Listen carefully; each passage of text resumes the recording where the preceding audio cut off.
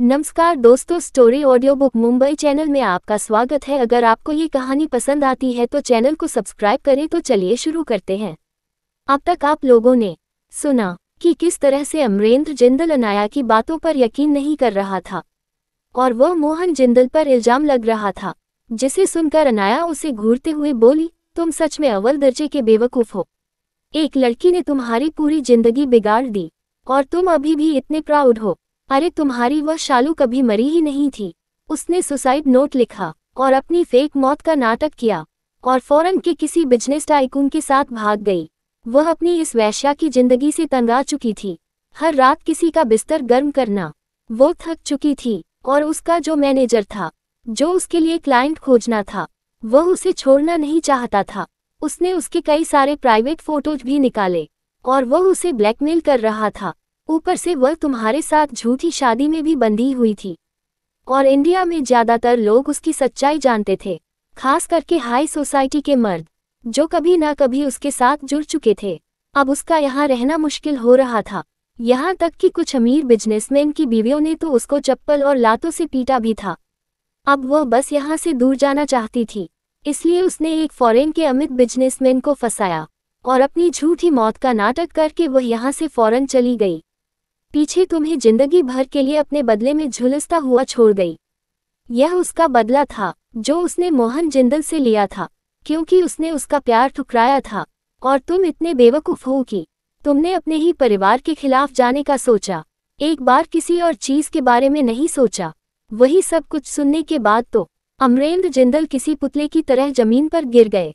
मोहन जिंदल को भी यकीन नहीं हो रहा था कि उसका भाई उसके साथ यह सब कुछ कर सकता है। सारा को तो लगा था कि वह किसी ड्रामा में फंसी हुई है, लेकिन उसे समझ नहीं आ रहा था कि असल में हुआ क्या था। तभी आकाश जिंदल गुस्से में बोला, वह कितनी जहरीली औरत थी।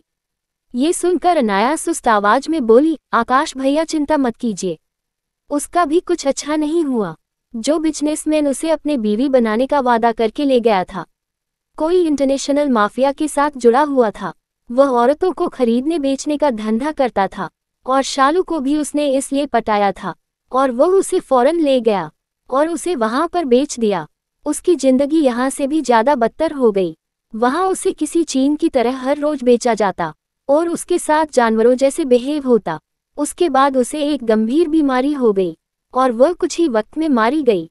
उसने जो किया था उसका उससे बदला चुकाना पड़ा। तभी अरुणा जिंदल दया भरी नजरों से अमरेंद्र जिंदल को देखते हुए बोली, भाई साहब जो कुछ भी हुआ वह बीत गया, सब कुछ भूल जाए। अब आप एक शांति से जिंदगी जी सकते हैं, किसी को भी किसी तरह की रंजिश नहीं रहेगी। तभी अनाया जो शांत थी, वह नफरत भरी आवाज में बोली, बिल्कुल नहीं मिसेज अरुणा जिंदल, इन्होंने जो किया उसकी कीमत उन्हें चुकानी होगी। इन्होंने अपनी दुश्मनी में मेरी माँ से उनका बचपन छीन लिया। ये चीज मुझे बिल्कुल बर्दाश्त नहीं है। ये सुनकर हर कोई सदमे में अनाया को देखने लगे। तभी मोहन जिंदल अपनी झुकी हुई नजरों से पूछते हैं, अनाया बच्चा तुम ऐसा क्यों कह रही हो। उसके बड़े मामा भी तुरंत पूछते हैं, बेटा तुमने ऐसा क्यों कहा, क्या कुछ हुआ था जो हम नहीं जानते। तो अनाया दांत पीसते हुए बोली, सालों से जिंदल परिवार में जो भी हादसे हुए या फिर जो भी गलत चीज हुई, वो सब अमरेंद्र जिंदल की देन है। और सालों पहले जो हमला हुआ था वह भी उन्होंने ही करवाया था। वह चाहती थे कि मोहन नानाजी अपने किसी अजीज महत्वपूर्ण को खोने का दर्द सहन करें। और जिंदल परिवार में सबसे अजीज उस वक्त मेरी मॉम थी, क्योंकि कई पीढ़ियों के बाद जिंदल परिवार में बेटी का जन्म हुआ था और उन्हें पता था कि वह मेरी माँ को बहुत ज्यादा प्यार करते हैं। इसलिए उन्होंने साजिश रची मेरी माँ को जिंदगी से दूर करने की।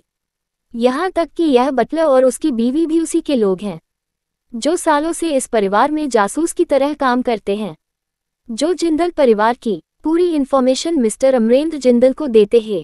इन्हीं की वजह से मेरी माँ को इतना सब कुछ बर्दाश्त करना पड़ा, इतना सब कुछ सहन करना पड़ा। और इन्हीं ने भवानी शेरगिल के मन में यह बात डाली थी कि अगर मेरी माँ वापस आए तो वह जिंदल परिवार की प्रिंसेस नहीं रहेगी। और वैसे भी भवानी थी तो इनकी सगी बेटी, तो हरकतें भी मिलती रहेगी।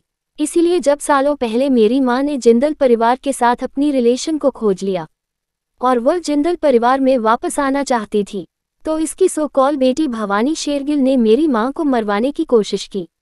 मैं किसी भी चीज़ के लिए इन्हें माफ़ नहीं कर सकती हूँ। लेकिन अपनी मोम के कातिल के रूप बिल्कुल भी नहीं। इनको अपनी करनी का फल भुगतना होगा। वही अनाया की बात सुनकर तो हर कोई सड़ने में था। अरुणा जिंदल ये सुनकर चिल्लाकर बोली, बिल्कुल नहीं भाई साहब, ऐसा नहीं कर सकते। वह तो हमारे परिवार के लिए कितने अच्छे थे। तभी अनाया गुस्से में बोली, बस बहुत हुआ मिसेस जिंदल, आप भोली है।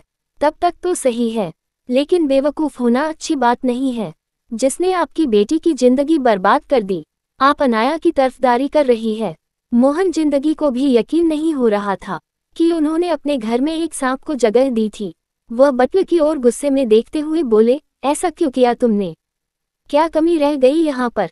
तो बटा और उसकी बीवी घुटनों पर गिरते हुए हाथ जोड़कर माफी मांगते हुए बोली, माफ कर दीजिए सर, हमारी मजबूरी थी, हम उनके खिलाफ नहीं जा सकते थे, वरना ये हमें मरवा देते।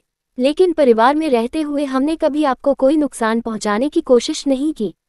हालांकि आपकी इन्फॉर्मेशन हम जरूर देते थे, लेकिन हमने अपने हाथों से कुछ नहीं किया। ये सुनकर अनाया गुस्से में बोली, लेकिन इसका मतलब यह नहीं है कि तुम्हें छोड़ दिया जाएगा। तुम इतनी दया और इतनी विनम्रता सिर्फ इसीलिए दिखा रहे हो क्योंकि तुम्हारे बेटे की मौत के पीछे भी कहीं ना कहीं इन्हीं का हाथ है, क्योंकि भवानी ने ही अपने भाई भैरों को मारा था। ये सुनकर बटलर और उसकी बीवी शर्मिंदगी से अपना सर झुका लेते हैं, क्योंकि यह सच था। उन्हें बस अपने बेटे की मौत का बदला चाहिए था। तभी वहां पर कई सारे पुलिस ऑफिसर आ गए। अनाया उन्हें देखकर बोली, अरेस्ट कर लीजिए इन्हें। लेकिन अभी भी अमरेंद्र जिंदल नामे सिर हिलाते हुए बोला, नहीं, मैंने कुछ गलत नहीं किया। तभी अनाया कड़क आवाज में बोली, मिस्टर अमरेंद्र जिंदल, आपको अपनी ही दूसरी बीवी के मर्डर केस में अरेस्ट किया जाता है। आपने अपने ही ससुर को भी मरवा दिया, यहाँ तक कि आपने तकरीबन 20 लोगों को सुपारी देकर मरवाया है। कई सारी इलीगल काम किए हैं, यहाँ तक कि आपने एक टेररिस्ट अटैक में भी दुश्मन का साथ दिया था और जिंदल परिवार को फंसाने की कोशिश की थी। कई बार आपने बटालियन कमांडर चीफ धीरज जिंदल पर भी हमला करवाया है। ऐसे कई सारे गुनाह आपके नाम पर दर्ज है। हम आपको पहले पुलिस स्टेशन ले जाएंगे, बाद में वहां से हाई रैंक मिलिट्री कमांडर आपको अपनी हिरासत में ले लेंगे। इतना बोलकर वह अमरेंद्र जिंदल को घसीटते हुए ले गए। जाते हुए भी अमरेंद्र जिंदल बोल रहा था, वो गलत नहीं है, उसने बस अपना बदला लिया था, वो सही था। ये सब उस लड़की अनाया ने किया है, मैं उसे छोड़ूंगा नहीं, उसे मरना होगा। वो यही सब कुछ बोल रहा था। वही अनाया का भी कोई इरादा नहीं था कुछ करने का। अगर वो चाहती तो अमरेंद्र को एक झटके में मार सकती थी, लेकिन जब से उसे पता चला था कि उसकी मां जिंदा हो सकती है, वो चाहती थी उसके साथ ही नाइंसाफी का बदला वो खुद दे। दूसरी ओर अब तक भी जिंदल को यकीन नहीं हुआ कि अमरेंद्र जिंदल का अंत हो गया। उसके साथ साथ बटलर और उसकी बीवी को भी अरेस्ट कर लिया गया। उसके साथ साथ अनाया ने घर के कुछ और सर्वेंट को भी मौके पर ही अरेस्ट करवा दिया, ताकि घर की सारी दीमक एक साथ निकल जाए। उसके बाद अनाया ने पीछे खड़े हुए गार्ड से कहा, जाओ जाकर मिस सारा को अपने पापा के यहाँ छोड़कर आओ। हम अपने घर में और कोई बाहरी इंसान को नहीं चाहते। सारा जाना तो नहीं चाहती थी, इसलिए वह अरुणा जिंदल को पकड़ते हुए बोली, नानी माँ प्लीज मुझे माफ कर दीजिए, मैंने कुछ गलत नहीं किया, ये सब कुछ उन लोगों ने किया है। आप प्लीज मुझे यहाँ से मत निकलवाइए। आप देख रही है मेरे पिता मेरे साथ कैसा बिहेव करते हैं। लेकिन अरुणा जिंदल और कुछ बोल नहीं रही थी। वह तो बस सदमे में खड़ी थी कि इसकी बेटी के साथ यह सब कुछ किसने किया, और इतनी बड़ी साजिश उनके परिवार के साथ हो रही थी और वह कुछ नहीं जानती थी। हालांकि वह सारा पर अभी दया खाती, उससे पहले ही मोहन जिंदल की रौबदार आवाज आई, बस बहुत हुआ अरुणा, हर बार तुम गलत होती हो और मैं तुम्हारा साथ देता हूँ। तुम मेरे प्यार का नाजायज फायदा उठाती हो, लेकिन अब नहीं। अब तुम्हें सही और गलत का फर्क समझना होगा, और अगर तुम नहीं समझ पाती तो मुझे रूड होने के लिए दोष मत देना। इतना बोलकर वह अपनी जगह पर खड़े हुए और एक प्यार भरा स्पर्श अनाया के सिर पर रखते हुए आंसू भरी आंखों में बोले, शुक्रिया बेटा, तुमने मेरे सर से इतने सालों का बोझ हटा दिया। सालों से मैं उसे तड़प में जी रहा था कि मैं अपनी बेटी को अपने लापरवाही की वजह से खो दिया। मुझे ये समझ नहीं आ रहा था कि ऐसी तो मैंने क्या गलती कर दी कि भगवान ने मुझे मेरी बेटी छीन ली। लेकिन आज समझ आ गया कि मेरी बेटी कोई नहीं थी, वह किसी के खतरनाक इरादों की शिकार हुई थी। शुक्रिया, इतना बोलकर वह अपनी भारी कदमों से अंदर चले गए। इस वक्त उनके कदमों में इतना वजन था जैसे वह कोई पहाड़ अपने सीने पर उठा चल रहे हो। अगर वह चौकन्ना होते और इतने लापरवाह नहीं होते और अपने भाई का पाखंड पहले देख लेते तो शायद उनकी बेटी की इतनी दर्दनाक मौत नहीं होती। ये सब कुछ सोचते हुए वह चले गए। जिंदल परिवार में अब हर कोई अपने अपने कमरे में जा चुका था। हालांकि वह लोग अनाया से बात करना चाहते थे, लेकिन अनाया किसी काम का बहाना देकर तुरंत जिंदल परिवार से चली गई। हालांकि जाने से पहले जिंदल ब्रदर्स ने उससे वादा किया कि वह कल उनसे मिलने जरूर आएगी, तभी वह उन्हें जाने देंगे। अनाया भी सीधा सवाल पूछे बिना वहां से चली गई, क्योंकि उसे पता था उसका हस्बैंड बाहर कार में इंतजार कर रहा है। वैसे तो अंदर भी आ सकता था, लेकिन इतने सारे तमाशे के बाद वो सबको हर्षवर्धन से नहीं मिलवाना चाहती थी, इसीलिए वो भर ही रहा। क्या अमरेंद्र जिंदल के जेल जाने से मामला सुलझ जाएगा या फिर कोई नया तूफान आएगा उनकी जिंदगी में?